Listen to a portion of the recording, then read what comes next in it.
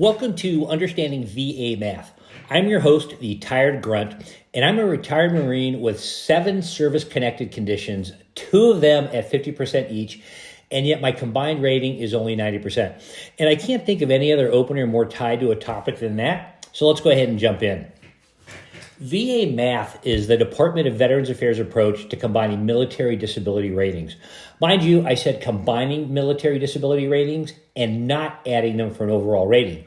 When a veteran has multiple conditions, each condition's rating is considered a percentage of the veteran's overall health. So what the hell does that mean? Well, it goes like this.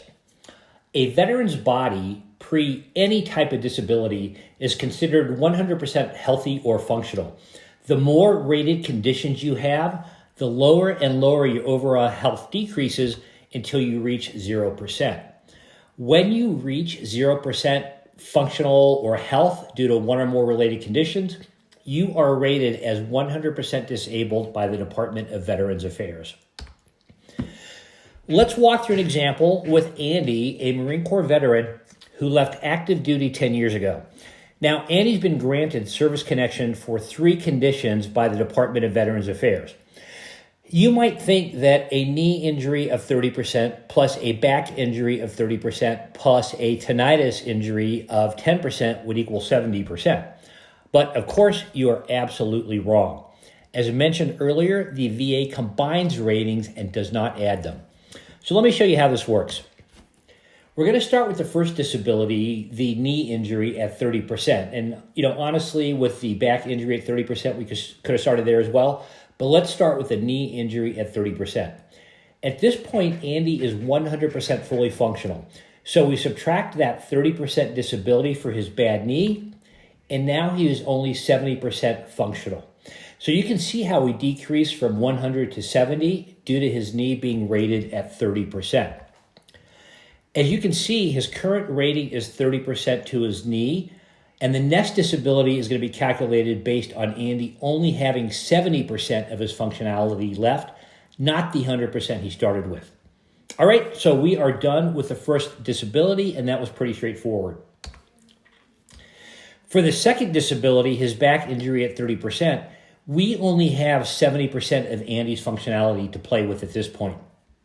The 30% rating from his back injury, that's going to be multiplied by the 70% of remaining functionality, not the 100% when he was fully functional. That math is going to give us what I'm going to call a 21% weighted rating as opposed to the actual rating of 30%. We subtract that weighted rating of 21% from the 70% remaining, and now we are at a new functionality rating of 49%. To calculate our current disability rating, we add the 30% from our first condition, the knee, and the 21% weighted rating from this condition, our back, and our new combined rating is 51%. So to recap where we are, 49% functionality remaining, and Andy has a combined rating of 51%. All right, so we are done with our first two disabilities, and we are moving on to disability number 3, tinnitus.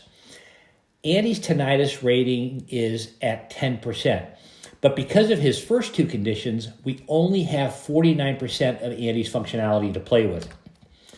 The 10% from his tinnitus, that's going to be multiplied by the 49% of functionality remaining. That gives us what I'm going to call a 4.9% weighted rating as opposed to the actual tinnitus rating of 10%. And to make the math simpler, we're just going to round up that 4.9% to 5%, which is what the VA would do anyway. So we subtract that 5% weighted rating from the 49% of functionality left, and we end up with a remaining functionality of 44%. To calculate our current disability rating, we're going to add the knee rating at 30%, the 21% back weighted rating, and this 5% tinnitus weighted rating, and we are going to end up with a new rating of 56%. So to recap this third disability, we have 44% functionality remaining and a combined rating of 56%. So congratulations, we are done with all 3 disabilities, but there's one nuance remaining. The final rating for Andy that we calculated is 56%. However, the VA rates up or down in increments of 10. So because Andy is at 56%, the VA would round up and his real rating would be 60%. So after going through this, you're probably thinking to yourself, okay, is there an easier way to calculate this? And of course there is. I would recommend you Google VA disability calculator, and that will pull up a VA disability calculator by the VA. You can't get any more accurate than this. And I will actually also put a link in the description below so you can get there quickly. Good luck. Thanks for watching, and hopefully you have a better understanding of VA math.